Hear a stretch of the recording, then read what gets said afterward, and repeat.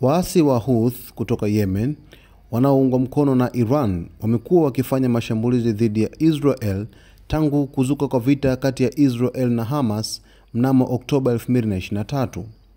Houthi wanadai kuwa wanashambulia Israel kama sehemu ya kuonyesha mshikamano wao na Wapalestina. Kwa kutumia makombora ya ballistic, ndege zisizo na rubani na silaha nyingine za masafa marefu, wameweza kushambulia maeneo mbalimbali ndani ya Israel. Houthi wameongeza uwezo wao wa kijeshi kwa msaada wa Iran, wakitumia teknolojia mpya kama makombora ya hypersonic na drone zenye uwezo wa kujificha dhidi ya mifumo ya ulinzi. Mashambulizi haya yanaonekana kuwa sehemu ya mikakati mkubwa wa kushinikiza Israel katika vita vya Gaza na kuongeza mvutano wa kikanda. Maeneo yaliyoathirika nchini Israel tangu Wahouthi kuanza kushambulia Israel. Eneo la kwanza ni Tel Aviv. Tel Aviv inafahamika kwamba ni moyo wa Israel. Mnamo Desemba 2024, Houthi walirusha kombora lililopewa jina la Palestine 2 kuelekea Tel Aviv. Kombora hilo lilianguka kwenye uwanja wa michezo na kusababisha majeruhi 16. Shambulio hili lilizua hofu kubwa kwa raia na kuonyesha udhaifu wa mfumo wa ulinzi wa anga wa Israel, Iron Dome, ambao haukuweza kulizuia. Wakazi wa Tel Aviv walilazimika kujificha katika maandaki ya dharura, huku vikosi vya uokoaji vikifanya kazi ya kuwasaidia waathiriwa. Serikali ya Israel ilijibu shambulio hili kwa kuimarisha doria za kijeshi angani na kuongeza vizuizi vya safari za ndege za kimataifa. Eneo la pili ni eneo la Eilat, lango la kusini la Israel. Mnamo mwezi Julai mwaka 2024, waasi wa Houthi walidai kushambulia mji wa Eilat uliopo kusini mwa Israel kwa kutumia makombora ya ballistic. Ingawa Israel ilidai kwamba kuyadhibiti mashambulizi hayo kwa kutumia mfumo wa ulinzi wa anga, ripoti zinaonyesha kuwa baadhi ya makombora yalianguka karibu na maeneo ya kijeshi. Sehemu ya tatu ni Ben Gurion International Airport, shabaha kuu. Mnamo Septemba 2024, waasi wa Houthi walirusha kombora lililosababisha ving'ora vya tahadhari kupigwa katika uwanja wa ndege wa kimataifa wa Ben Gurion. Hili lilisababisha taharuki kubwa kwa wasafiri, huku baadhi ya safari za ndege zikiahirishwa kwa muda mfupi. Sehemu ya 4 ni Haifa na Ashdod, mashambulizi ya bandari. Moja ya kati ya eneo kubwa sana ambalo Wahouthi huwa wanalishambulia ni maeneo ya bandari.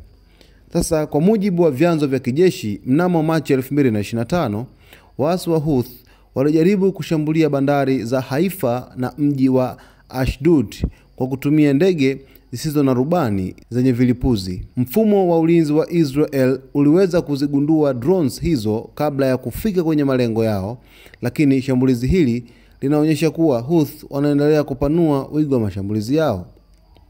Eneo la 5 ni Dimona, kituo cha nyuklia cha Israel. Licha ya kuwa na maeneo yanayolindwa zaidi nchini Israel, kituo cha nyuklia cha Dimona kimekuwa shabaha ya mashambulizi ya Houthi. Mnamo Februari 2025, ripoti ziliripoti kuwa kombora lililorushwa kutoka Yemen lililenga eneo hili, lakini likaangushwa kabla ya kufika. Hili linaongeza wasiwasi kuhusu usalama wa vinu vya nyuklia vya Israel. Mashambulizi ya Houthi dhidi ya Israel yana athari pana zaidi ya zile tunazoziona kwa haraka. Kwanza, mgogoro huu umevuta mataifa zaidi katika mzozo wa Mashariki ya Kati. Marekani, Uingereza na washirika wa Magharibi wameanza kushambulia maeneo ya Houthi kama njia ya kudhibiti mashambulizi yao dhidi ya Israel na meli za kimataifa. Pili, kuna athari za kiuchumi. Mashambulizi haya yamevuruga usafiri wa ndege, biashara katika bandari za Israel na kusababisha hofu kwa wawekezaji wa kimataifa. Ikiwa mashambulizi yataendelea, Israel inaweza kuona kupungua kwa uwekezaji wa nje na kuyumba kwa uchumi wake. Tatu, mgogoro huu unaonyesha kuwa teknolojia ya kijeshi ya Houthi inakuwa kwa kasi, jambo ambalo linazua hofu kubwa kwa Israel na washirika wake. Houthi wameweza kutumia drones za makombora za masafa marefu, baadhi yao yakiwa na teknolojia ya kisasa ambayo hata mifumo ya ulinzi wa anga ya Israel inapata shida kuyazuia. 4, mtazamo wa kidiplomasia pia unaathirika. Mataifa ya Kiarabu yanayoshirikiana na Israel kama vile Saudi Arabia na Umoja wa Falme za Kiarabu yanajikuta katika hali ngumu, yakihofia kuwa mashambulizi ya Houthi yanaweza kuwavuta katika mgogoro huu.